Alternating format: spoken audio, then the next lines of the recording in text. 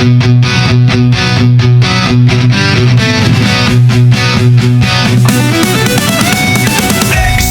dost, success ka host.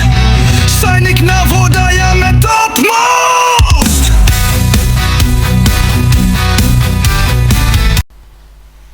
Hello and welcome everybody to a session on the colonial era in India. One of the key topics in the old NCRTs. There were around 5 to 6 chapters on this, which they have constituted in a single chapter now. Let us begin the discussion. Nearly 2 centuries ago, early Britons in Bengal and the sister presidencies regarded the land and the people as fair game for plunder. Plunder का मतलब लूटपार. Under the later Britons as administrators, the plunder is proceeding far more outrageously today than at preceding period. Modern England has been made great by Indian wealth. Wealth always taken by the might and skill of the stronger.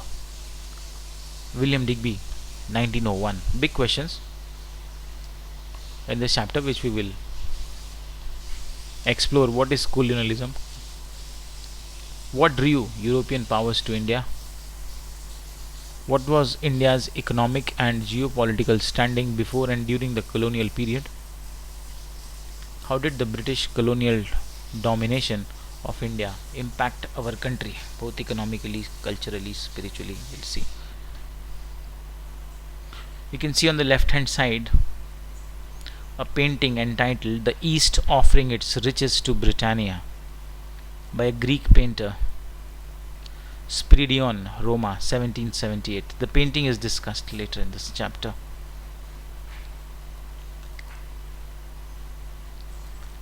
Talking about the timeline, 1498, Vasco da Gama arrived at Calicut, present-day Kozhikode. 1560, establishment of Inquisition at Goa. 1612 to 1690, the English East India Company established their trading post at Surat, Madras, Bombay and Calcutta. All of them can be important. In the previous chapter, we saw the Marathas considerably weaken the Mughal Empire before they themselves succumbed to the British forces early in the 19th century, and yet military campaigns were only one factor in India becoming the jewel in the crown of the British Empire. Indeed, the empire's largest colony. The age of colonialism. Before we get there, we must step back a little in time and consider the phenomena of colonialism. Its usual definition is the practice where one country takes control of another region, establishing settlements there and imposing its political, economic and cultural systems. This is not a recent occurrence. Colonialism can be traced to the time of the great empires in the first millennium BCE. In the first millennium CE, the spread of Christianity and Islam also involved the colonization of the territories converted to the new faith. तो ये बता रहे हैं कि जो colonial structure है ये नया नहीं है, ये बहुत पुराना है. ये first millennium BCE, before Christ era से चल रहा है, और फर्स्ट मिलेनियम क्राइस्ट एरा में भी ये चल रहा था, जहाँ पे क्रिश्चियनिटी और इस्लाम को प्रमोट किया जा रहा था, लोगों को कन्वर्ट किया जा रहा था. Further in the timeline, 1674, the French East India Company sets up a trading post at Pondicherry. Question पूछा जा सकता है कि फ्रेंच ईस्ट इंडिया कंपनी ने अपने पोस्ट कहाँ सेटअप किए? पौंडीचेरी में किए. कब किए? 1674 में. 1741 defeat of the Dutch at the battle of Colachel. 1746 to 1763, the Carnatic Wars between the British and the French. ये आपस में लड़ाई कर रहे थे because of the rival competition for the business. 1770 to 1772, the first great famine in Bengal.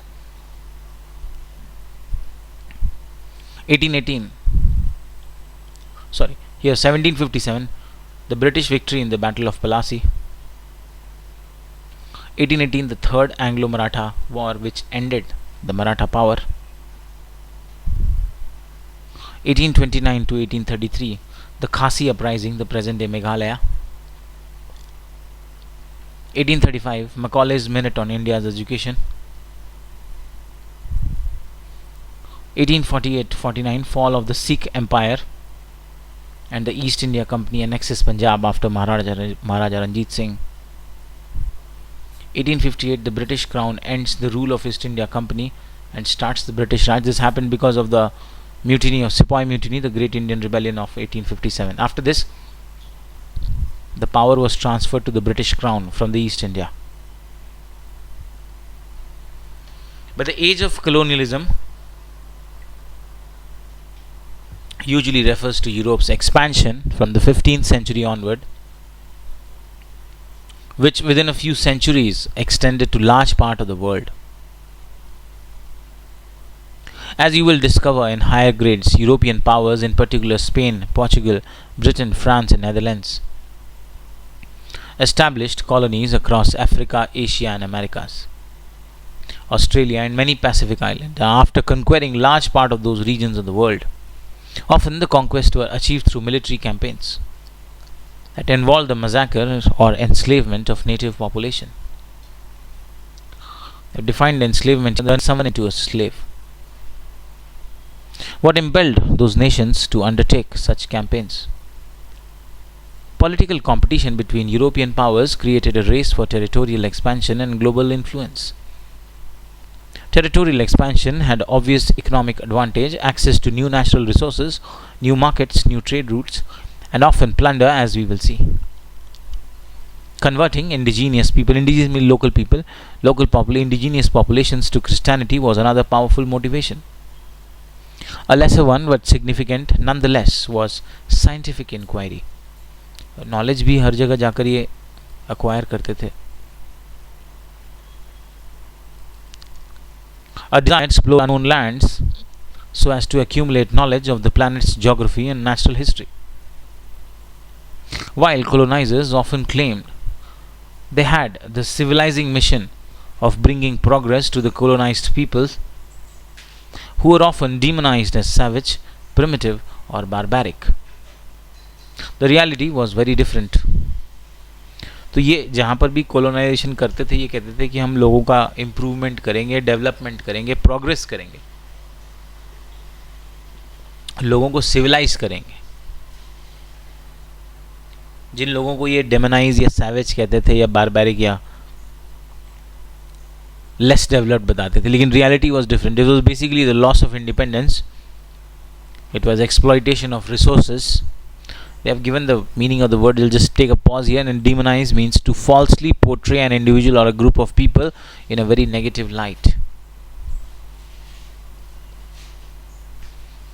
By the colonizers, the destruction of traditional ways of life, जो हमने देखा पहले ओल्ड एनसीईआरटी में कि कैसे कल्चर और रिलीजन को इम्पैक्ट किया इन्होंने, and the imposition of foreign cultural values. It is true that the colonial age brought the world together, saw rapid growth of economies and technologies, but the benefits were mostly for the colonizers. Many historical studies have documented the immense hardship that the colonized people had to endure.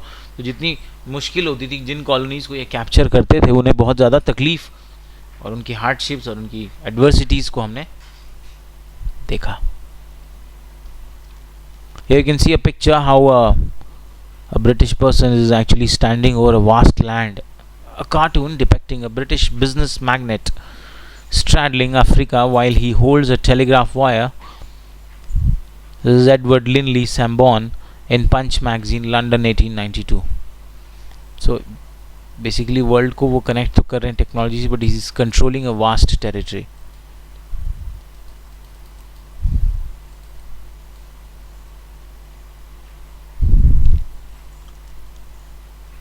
In many of the colonized region, resistance built up against the colonizers.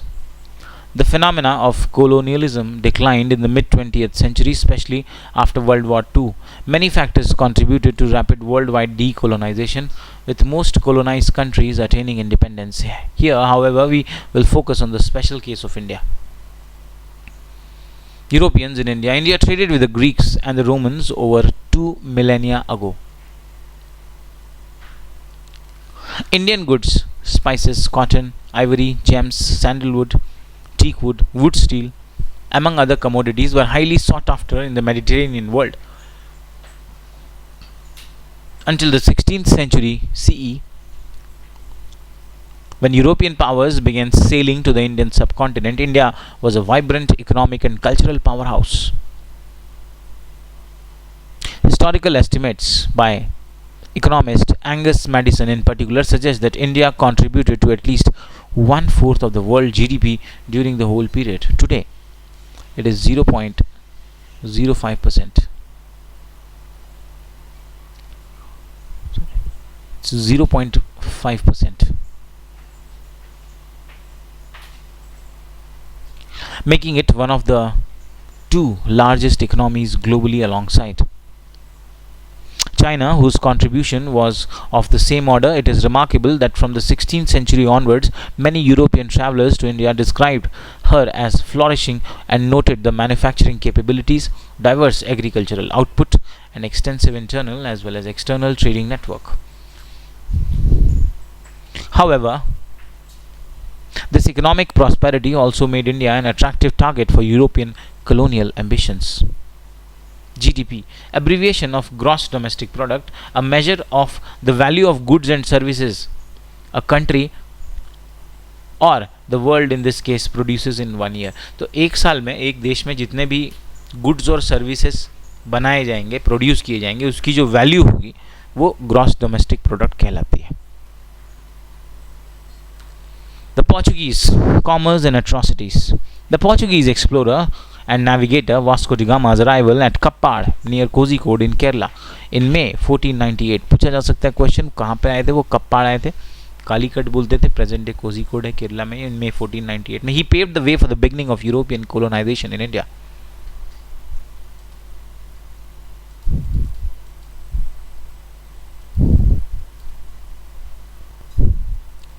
Though he was well received,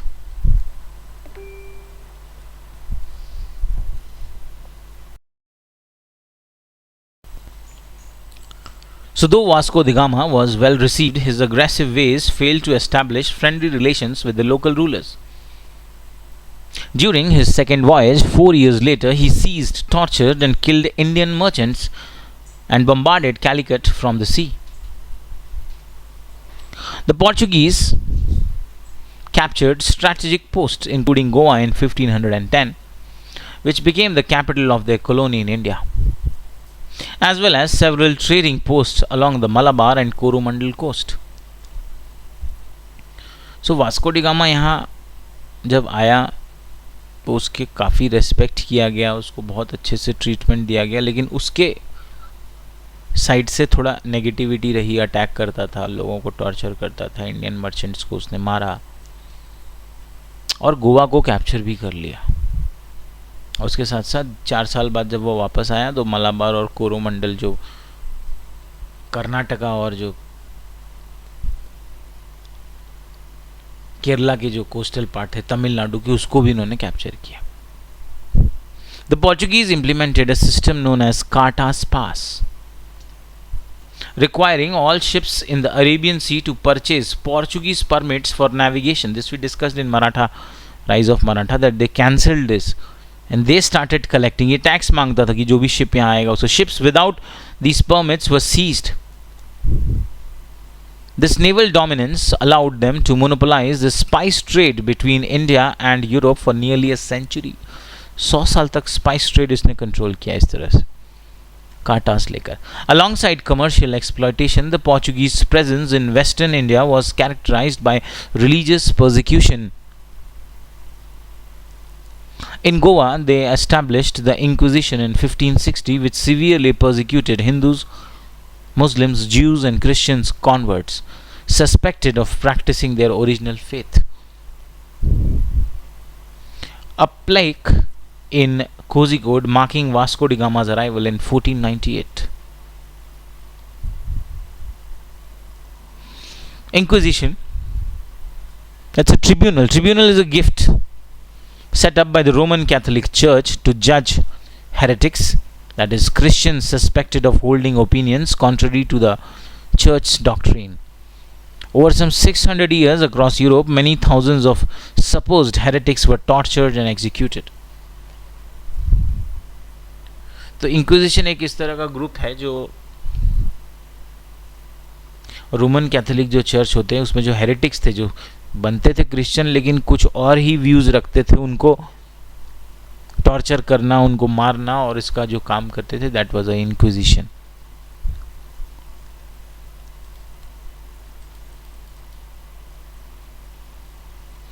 Their persecution was accompanied by forced conversions and the destruction of many Hindu temples, among other forms of abuse of the native population. The Goa Inquisition was only abolished in 1812. The Dutch commerce and competition. The Dutch arrived in India in the early. So the first one to arrive was Portuguese people. The Dutch arrived in India in the early 17th century and unlike the Portuguese, they focused primarily on the commercial dominance. Business का इनका ज़्यादा purpose था, particularly in the spice trade.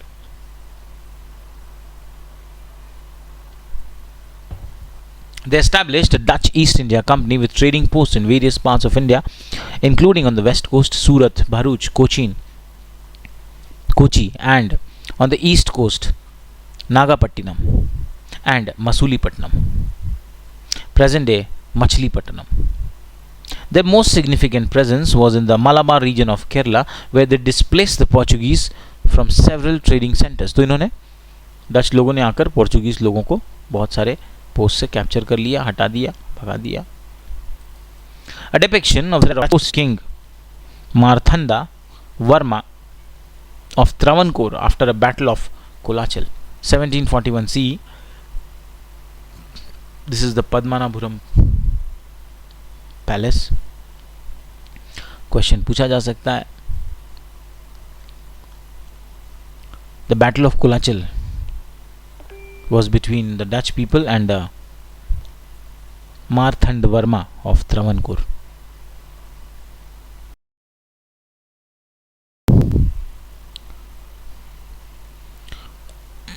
A few centuries ago, the port town of Ullal in present-day southern Karnataka was an important trading point controlled by Rani Abakka I.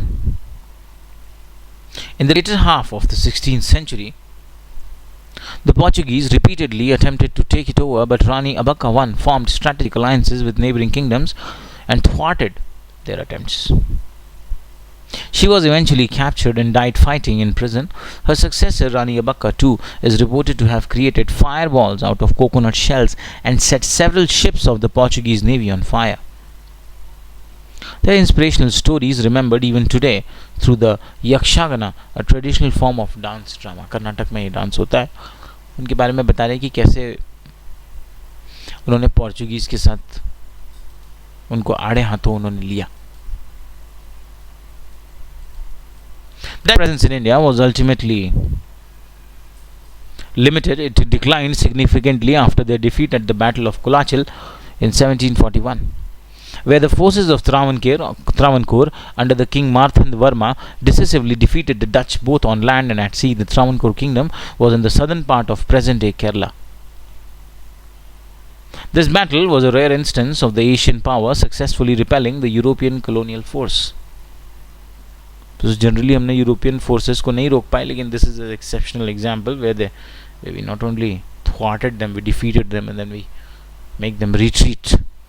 A French colonial ambition, finally after the Dutch people came the French colonial ambitions. The French entered India later, establishing their first trading post at Surat in 1668. Question बन सकता है यहाँ पे कि French लोगों ने अपना पहला पोस्ट कहाँ बनाया था, कब बनाया था? सूरत में 1668. And subsequently at Pondicherry, present day Puducherry, नाम चेंज कर दिया in 1674, where they established their East India Company. Compagnie des Indes Orientales, and developed ambitious plans to establish a French empire in India. Dupleix, who served as Governor General of French India, question पूछा जा सकता है, old NCERT में नहीं था. He served as the Governor General of French India from 1742 to 1754, pioneered several colonial strategies that would later be adopted by the British. In particular, he trained Indian soldiers in European military techniques, creating disciplined infantry soldiers known as sepoys. Dupleix also developed the strategy of indirect rule through puppet Indian rulers who were installed through interventions in local succession disputes. तो French लोगों को जो भी development करना था, कोलोनिज्म करना था, उसमें ये इनका बहुत इंपॉर्टेंट रोल रहा. Through various different techniques. The French colonial ambitions in India were ultimately checked during the Carnatic Wars. 1746 to 1763, a series of conflicts between Britain and France, despite initial successes under Dupleix, who captured Madras, the present-day Chennai, in 1746. The French ultimately lost ground to the British and their colony was reduced to Pondicherry and a few smaller enclaves. Like the Dutch and unlike Portuguese, the French colonial powers did not much intervene in Indian social and religious life. तो Dutch लोगों ने social religious life को interfere नहीं किया, Portuguese ने किया क्योंकि conversion चाहते थे वो. फ्रेंच लोगों ने भी ज़्यादा हिट नहीं किया. A rare exception was the destruction in 1748 of Pondicherry's large Veda Purishwaran temple, ordered by Dupleix on the persistent request of Pondicherry's Jesuit priest and Dupleix's own wife.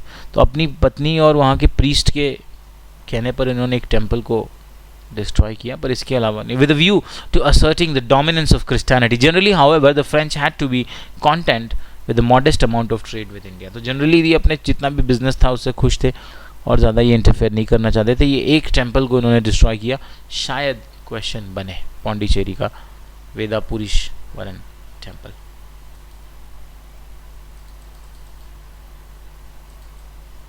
Merdes.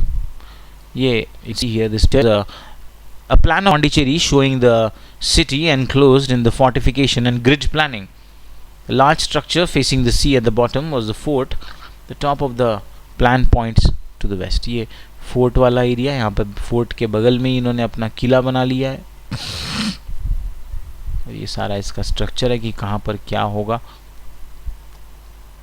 A very good plan of Pondicherry, और आज भी है ये. वहाँ पर आप जाएंगे, you can see that. Enter the British. Britain dominated the Indian subcontinent for nearly 2 centuries, 200 years. How did this happen? Many books have dissected the method of the British rulers.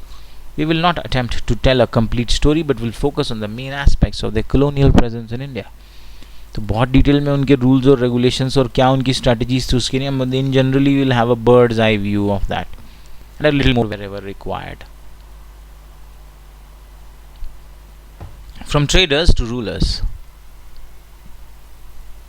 The British conquest of India is one of the history's most remarkable examples of how a trading company could transform into an imperial power. Unlike classic conquest, the British takeover of India was gradual. धीरे धीरे इन्होंने capture किया. बाकी के लोगों ने एक साथ किया, अटैक किया. इन्होंने स्लोली देखते तो 200 years. They calculated and often disguised as commercial enterprise rather than military invasion. तो initially आए तो business करने ही थे, but later on they realized that if we don't control the territory, if we don't do a military invasion, our business will suffer a huge loss.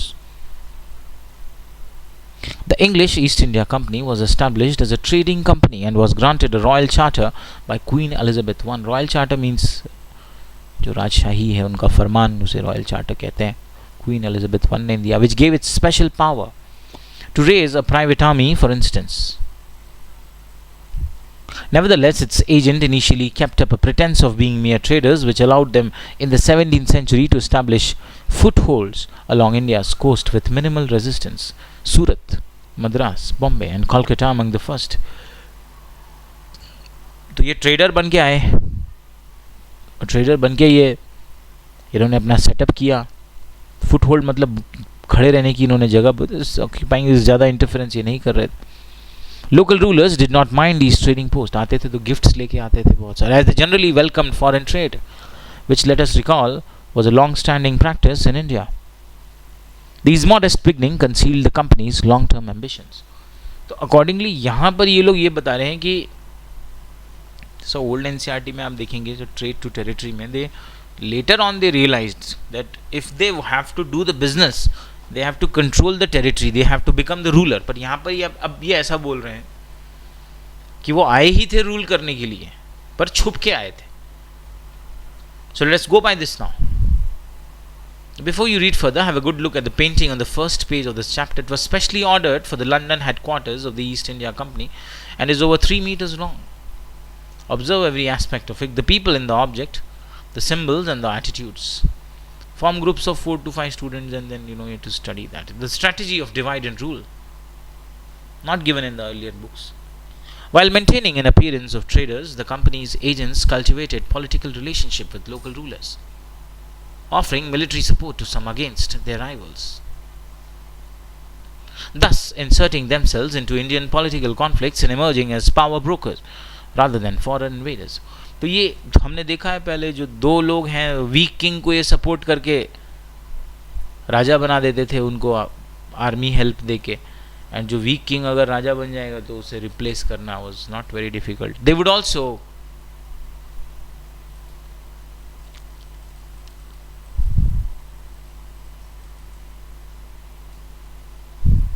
play on rivalries between regional rulers or succession dispute within the ruling houses so as to benefit from these conflicts. The divide and rule policy, the British were equally skilled at exploiting existing divisions within the Indian society. अभी जो Indian society में हमारा already division चल ही रहा था, Mughal setup हो ही गए थे, सिख सेटअप हो ही गए थे, क्रिश्चियंस ऑलरेडी थोड़े बहुत सेटअप होने लग रहे थे, और आप किसी एक पर्टिकुलर रिलीजन में देखो तो वहाँ पे भी डिवीजन सिस्टम होता है, कास्ट सिस्टम होता है, तो उसका भी इन्होंने बहुत फायदे. Identified and often encourage tensions between religious communities. For instance the battle of Plassey 1757 exemplifies this approach. When tension arose between Siraj-ud-Daulah, this we have seen in great detail, तो बहुत ज़्यादा हमको इसमें समझने की ज़रूरत नहीं, पहले हमने डिटेल में इसको देखा हुआ है. The Nawab of Bengal and the East India Company officials led by Robert Clive, the later identified disgruntled element within the Nawab's court. इन्होंने क्या किया, इन्होंने आइडेंटिफाई कर लिया. डिसग्रंटल मतलब कौन है, नाराज़ है जो. तो इसने आइडेंटिफाई कर लिया कि सिराजुद्दौला के कोर्ट में मीर जाफर जो है, he is not very happy and he can be inclined towards the British or the East India Company. Clive leading the East India Company's troops of Plassey 1757, a painting by William Heath 1821.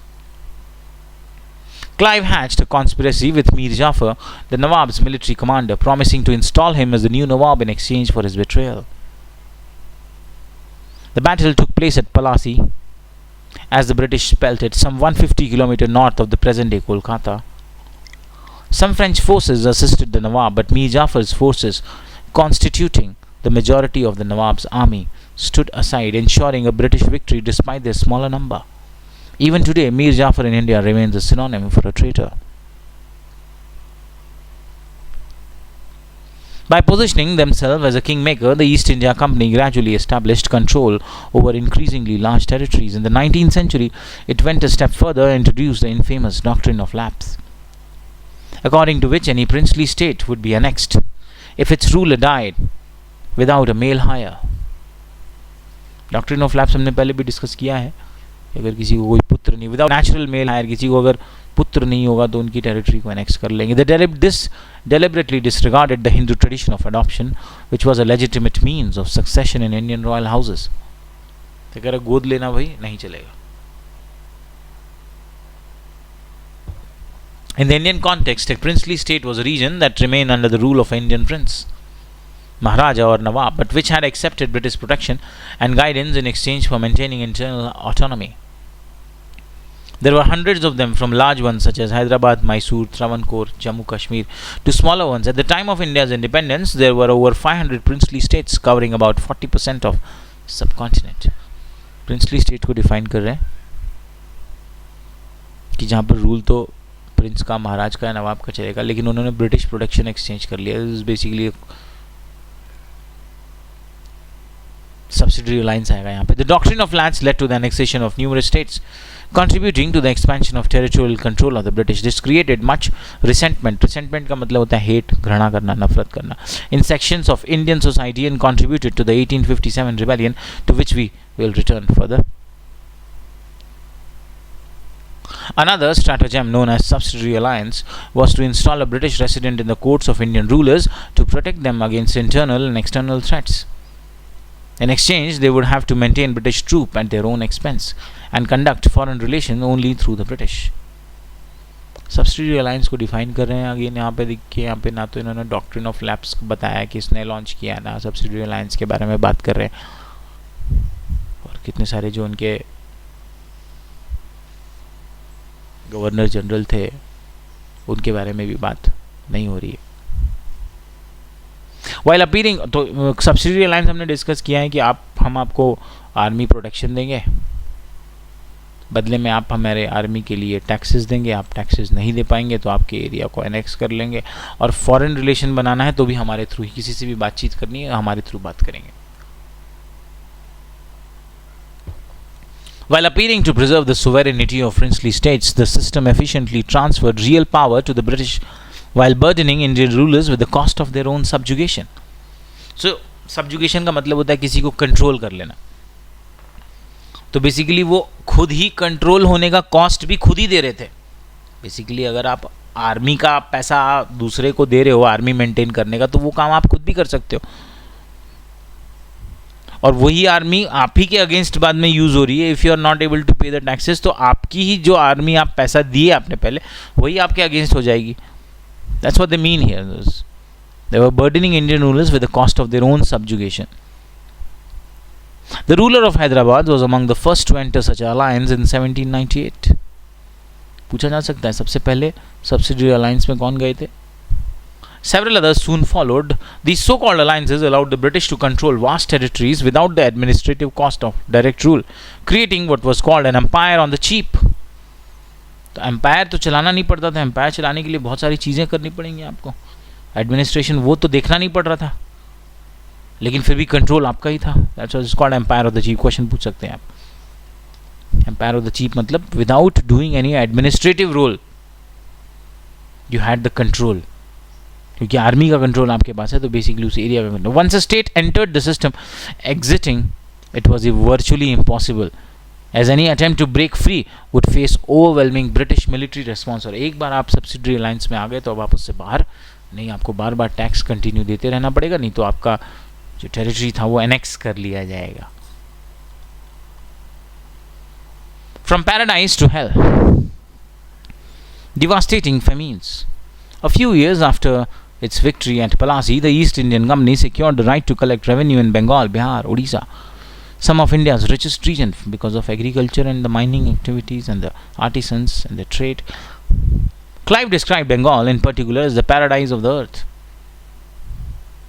The company's agents extracted maximum revenue while investing minimally in the governance or development, with devastating consequences for the population.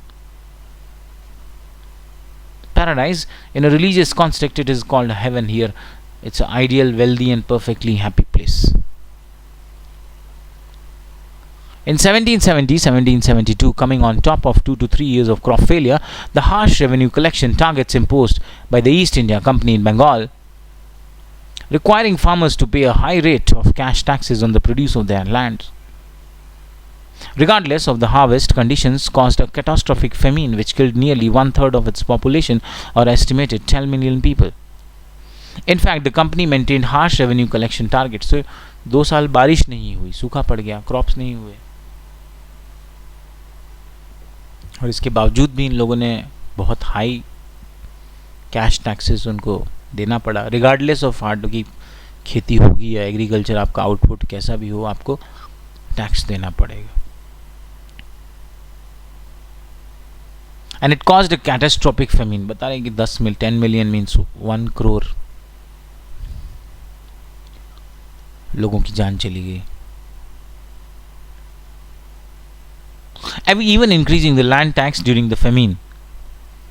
Famine के period में भी ये लोग tax बढ़ा. Such cruelty was denounced later not only by the Indian personalities but by some British officials and public intellectuals such as William Digby, whom we quoted at the start of the chapter. For instance, a century later, W. Hunter, an official, he wrote, while the country every year became a total waste, the English government constantly demanded an increased land tax. Although the stifling summer of 1717 the people went on dying, the husbandmen, the farmers, sold their cattle, they sold their implements of agriculture, they devoured their seed grain, they sold their sons and daughters, till at length no buyer of children could be found. They ate the leaves of trees and the grass of the field. Day and night a torrent of famished and disease-stricken wretches poured into the great cities. तो इस तरह की situation थी. लोग घास खा रहे थे, पत्तियां खा रहे थे, बहुत भोले थे बेचारे. कितने अच्छे थे ये लोग, पत्तियां खा रहे थे. Such tragic famines were going to recur throughout the British rule in India. So whenever you study history, you have to be very, very neutralized. You don't be biased, because what has happened has happened. You cannot hold accountable to anybody for whatever has happened in the past. During the Great Famine of 1876-1878, for instance, up to 8 million Indians perished, mostly in the Deccan Plateau. This is another one. तो यहाँ पर 8 million means close to 80 lakh people, they died.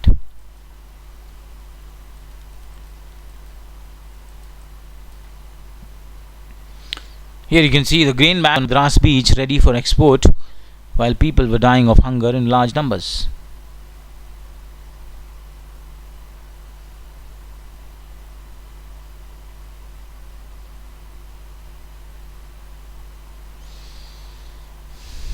Disregarding the severity of the crisis, some Indian traders would hold on to their stocks in the hope of price rise, causing an artificial scarcity, and the British administration continued to export grain to Britain. About 1 million ton of rice alone per year during these 3 years of the famine. तो यहाँ पर एक तरफ तो लोग मर रहे थे भूखमरी से, दूसरी तरफ कई लोग थे जिनके पास ग्रेन था, तो उन्होंने ग्रेन को दबा के रखा कि ये सोचा कि भाई अब इसकी कमी होगी तो दाम बढ़ेंगे, कीमतें बढ़ेंगी. और 1 मिलियन टन लोगों ने एक्सपोर्ट कर दिए जब यहाँ पे भूखमरी थी, लोग मर रहे थे. Apart from factors mentioned above, the British economic policy of free market, which left prices of commodity free to fluctuate, contributed to the severity of famines. और अभी फ्री मार्केट कर दिया उन्होंने, मतलब अगर कमोडिटी कम हो जाएगी तो प्राइस बढ़ जाएगी, और ऐसे सिचुएशन में उन्होंने कंट्रोल करना चाहिए था. Thus, Lord Lytton, Viceroy of India during 1876 to 1878 famine, issued an order that there is to be no interference of any kind on the part of the government with the object of reducing the price of food. तो इन्होंने जो viceroy थे उन्होंने बोला कि हम कोई भी इंटरफेरेंस नहीं करेंगे प्राइस में. People waiting for famine relief in Bangalore, today Bangalore, during the 1877 famine, illustrated London News. इस तरह से लोग खाना का वेट कर रहे थे. At the same time, in 1876, the height of the Great Famine, Lytton organized an extravagant darbar in Delhi, which involved a week-long feast for 68,000 officials, satraps, and maharajas. Precise numbers of severe famines during the entire British rule vary from a dozen to over 20. तो इतने famine हुए 12 से लेकर 20. According to several famine commissions and other reports, it has been estimated that the total number of human victim or human, since millions of cattle and other animals also died, is anywhere between 50 to 100 million. Nearly the number of deaths caused by World War II. The British administration did open famine relief camp in some cities, but far too few and with inadequate supplies. Some officials argued that famine relief should be deliberately kept very low. The Famine Commission 1878-1880, for example, stated the doctrine that in time of famine the poor are entitled to demand relief would probably lead to the doctrine that they are entitled to such relief at all times. तो ये वो कह रहे हैं कि अगर इन्हें हमने भूखमरी के समय में इनकी मदद की तो इनको ऐसा लग जाएगा कि इनका ये अधिकार है, ये हर समय हमें इस तरह से खाना दिया जाए. ये उनका रीज़न था. We should note that famines in India had occurred throughout history, caused by drought, flood, military campaigns and other factors, but never on such a scale. During the colonial era, India, especially rural India, sank into deep poverty and never recovered. The drain of India's wealth. We saw earlier economic exploitation of India formed the foundation of British colonial policy. In 1895, the US historian and political scientist Brooke Adams noted, very soon after the Battle of Plassey, the Bengal plunder began to arrive in London, and the effect appears to have been instantaneous. For all authorities agree that the Industrial Revolution began with the year 1760. Possibly, since the world began, no investment has ever yielded the profit reaped from the Indian plunder. मैं बता रहे हैं कि जो revolution हुआ, जो industrial revolution Britain में हुआ, जो यूरोप में जो हुआ, किस कॉस्ट पर हुआ? ये इंडियन से जो पैसा लूटा गया, यहाँ से जो पैसा लूटा गया, कोई उनके पास इन्वेस्टमेंट तो था नहीं, तो यहाँ से जो पैसे वो लूट के गए उसी से उनका इंडस्ट्रियल रेवोल्यूशन हुआ और उसी से वो दुनिया भर में उन्होंने अपना. In other words, according to Adams, the industrial revolution in Britain, which required much investment, was made possible at least partly by the stolen wealth from India. This phrase is by the US historian Will Durant.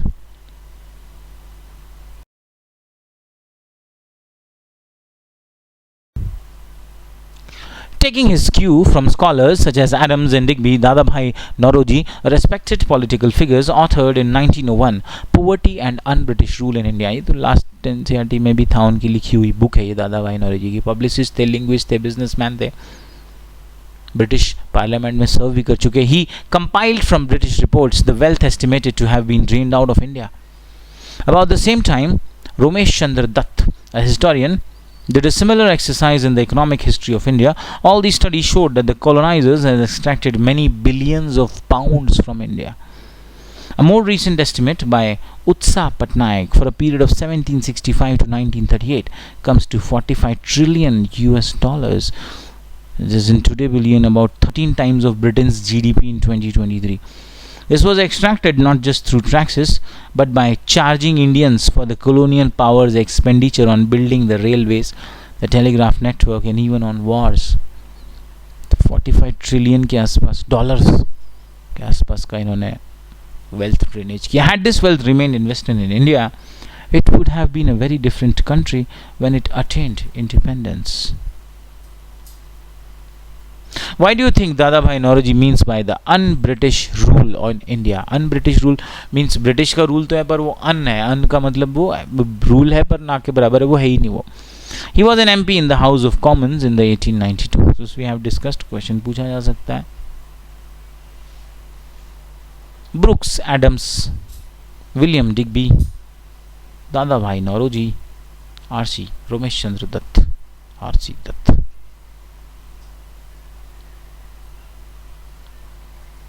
Coming back to the painting, but now with some clues to its symbolism. Note how Britannia,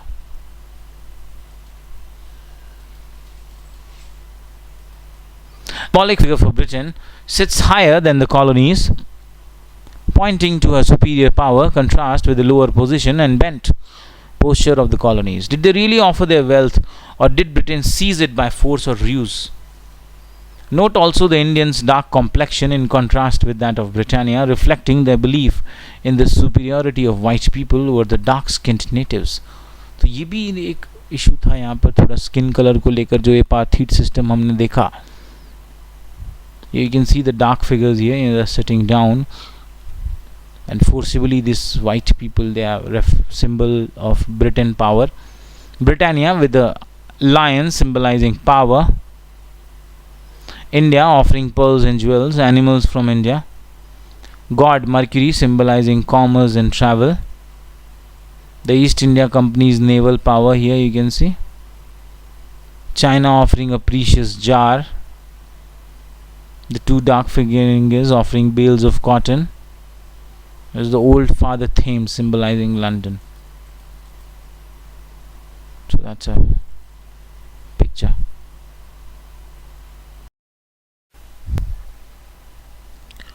Changing landscapes. The expanding colonial impacted nearly every aspect of Indian life.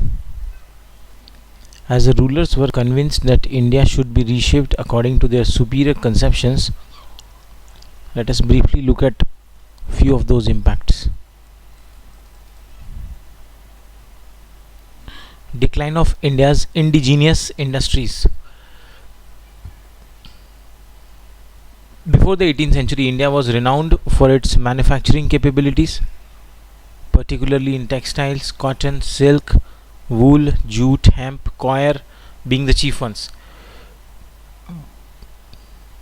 Indian cotton textiles, in particular, with rich and intricate designs, bright colors, and textures, ranging from ultra thin muslin to richly embossed fabrics, were in high demand in many parts of the world. Embossed means with the design stamped on the cloth, such a way that it stands out in relief. British policy imposed heavy duties on Indian textiles imported into Britain while forcing India to accept British manufactured goods with minimal tariff. Moreover, Britain now controlled most of the sea trade as well as exchange rate, so Indian traders found it difficult to export as earlier. The result was the ruin of the Indian textile industry. In the 19th century, India's textile export fell sharply, while Britain imports from India grew even more sharply. Communities of skilled artisans who had practiced their craft for generations were reduced to poverty and forced to return to subsistence agriculture on increasingly overtaxed land. तो देख रहे हैं कैसे सारी industries हमारी ख़त्म की और हमें इंपोर्ट पर डिपेंडेंट करा गया. As William Bentinck, then Governor General of India, observed in 1834, the bones of the cotton weavers are bleaching the plains of India. Similar scenarios, कुछ क्वेश्चन बन सकता है यहाँ पर. Similar scenarios unfolded for India's manufacturers of iron, steel, paper, and other goods. India's share of the world GDP kept declining throughout the colonial rule, reaching hardly 5% at the time of independence. In less than 2 centuries, one of the richest land of the world had become one of the poorest. Now, dismantling traditional governance structure. Before British colonialization, India possessed well-organized system of local self-governance. Village councils managed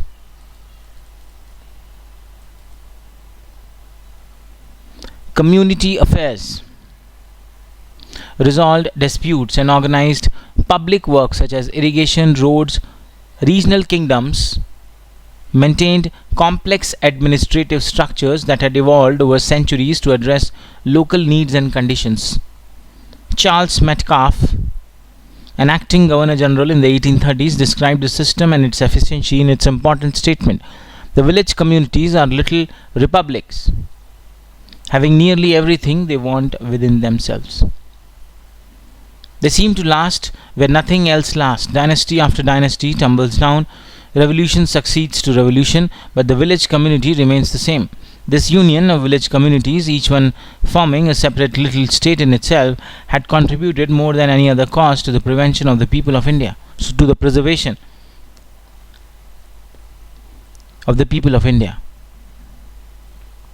तो बता रहे कि हमारा जो village structure था, जो हमारा local administrative structure था, इतना स्ट्रॉन्ग था कि डायनेस्टीज़ आई, कोलैप्स हुई, ख़त्म हुई, पर ये स्ट्रक्चर हमारा चलता ही रहा, ये इम्पैक्ट नहीं हुआ.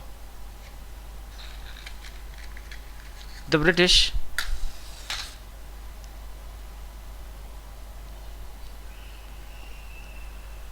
systematically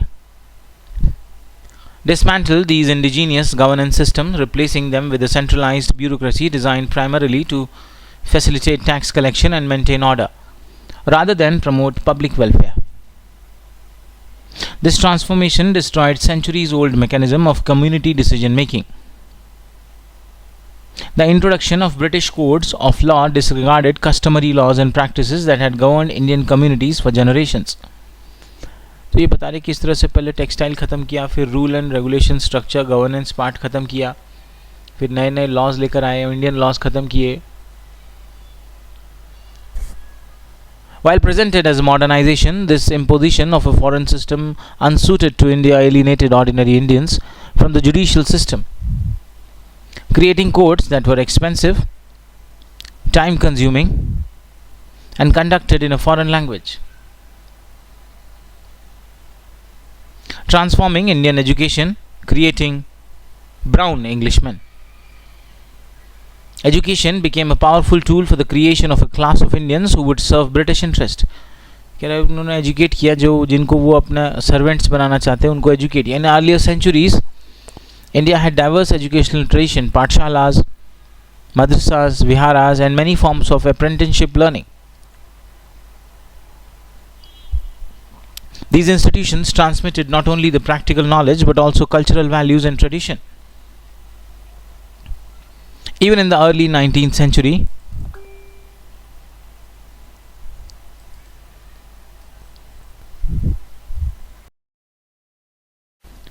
British reports reported hundreds of thousands of village schools across India. For instance, 1 lakh to 1,50,000 of them in Bengal and Bihar up to 1830, where young natives are taught reading, writing, arithmetic upon a system so economical and at the same time very simple and effectual. A sharp turning point in India's educational history was marked by the notorious 1835 Minute on Indian Education of British historian and politician Macaulay. इन्होंने सब कुछ change किया, बोला medium of instruction को English करेंगे, हिंदी में नहीं पढ़ाएंगे. In it, although he admitted that he had no knowledge of either Sanskrit or Arabic, he expressed his conviction that European knowledge was vastly superior to India. वैसे इनको Indian knowledge के बारे में कुछ भी नहीं पता था, लेकिन इनको ऐसा लगता था कि जो यूरोपियन नॉलेज है वो इंडियन नॉलेज से बेटर है. I have never found one among them orientalist who could deny that a single shelf of a good European library was worth the whole native literature of India and Arabia. वो कहते थे Europe की एक library India और Arabia के पूरे literature के बराबर है. Orientalist, a largely obsolete term to designate a scholar of the Orient, that is regions from West Asia and the Far East. In India, Orientalists, now called Indologists, were often scholars of Sanskrit, Pali, Persian and other language. तो ऐसे लोग जो ये संस्कृत, पाली और ये languages को पढ़ते थे उन्हें ओरिएंटलिस्ट कहा गया है. तो ओरिएंटलिस्ट एज इंडियन के लिए आप रेफर करें, इंडियन अरेबियन लोगों के लिए वर्ड टर्म रेफर किया जा रहा है. Indians therefore needed British education whose objective would be to create a class of Indians who would be Indian in blood and color, but English in taste and opinions, in morals and in intellect. And it is the case actually, they are successful in creating such people in India. English बोलने वालों को थोड़ा आप है ना ऊपर की नज़र से देखेंगे आपके, अरे इंग्लिश में बात कर रहा है, हाई फाई लग रहा है ना. ऐसा कुछ नहीं है, it's just language. Although a few prominent British Orientalists argued that Indian students should be left to study in their own languages, Macaulay's policy gained the upper hand and India's traditional schools slowly disappeared. While English became a language of prestige associated with the colonial masters, resulting in lasting divisions in Indian society between English-educated elites and the masses. तो जो भी लोग English में पढ़ाई करते थे उनको थोड़ा स्टैंडर्ड में हाई दिखाना इन लोगों ने शुरू किया और फिर सभी इसकी तरफ अट्रैक्ट हो गए. The new education system served multiple colonial objectives. It created a pool of Indian clerks and minor officials who could staff the lower rank of the colonial administration at a fraction of the cost of British personnel. Objective इनका ये भी था कि हम servants create करें जो हमारी बात माने, सैलरी भी बहुत कम देनी पड़ती थी. It also sidelined traditional sources of knowledge and authority, creating generations of Indians disconnected from their own cultural heritage. और हमें हमारे ही cultural heritage से इन्होंने दूर कर दिया. What exactly did Macaulay mean when he wrote, "A single shelf of a good European library was worth the whole narrative literature of India and Arabia"? And why should he want to make Indians English in taste? Because they wanted to flourish their trade. अगर आप किसी का mindset change कर दोगे, European goods को देखोगे, so they will be always looking up to the European things, foreign things, बाहर की चीज़ों को ऊपर वो उसी को खरीदना चाहेंगे. मार्केट अपना क्रिएट कर रहे थे. Reshaping economic structure to serve imperial needs. The British transformed India's economy from a self-sufficient agricultural system supplemented by craft and manufacture production into a two heroines. Rani Lakshmibai of Jhansi fought bravely to save her kingdom from British annexation, assisted by the Maratha Tatia or Tatia Tope. Nana Sahib's military advisor Rani Lakshmibai managed to escape a besieged Jhansi and to conquer the Gwalior fort, seizing the treasury and the arsenal. She was killed on 18 June 1858 on the battlefield. The British army officer who commanded the attack on Jhansi noted that the Rani was remarkable for her beauty, cleverness, perseverance, and generosity to her subordinates. These qualities, combined her with a rank, rendered her most dangerous of all the rebel leaders. She was the best and bravest of the rebels. Tatia Tope continued fighting until early 1859 but was betrayed and handed over to the British, who hanged him. Begum Hazrat Mahal of Awadh. North central portion of Uttar Pradesh also resisted the British-led resistance after her kingdom was annexed, and joined the rebels during the 1857 uprising, leading the defense of Lucknow. When the British attempted to recapture the city, she rejected British offers of safe passage if she surrendered and ultimately had to take refuge in nearby Nepal. In November 1858, Queen Victoria issued a proclamation marking the end of the East India Company's rule in India.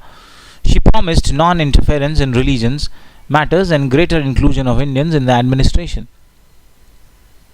Begum Hazrat Mahal issued a counter-proclamation warning Indians not to trust such assurances, as it is unvarying custom of the English never to forgive a fault, be it great or small.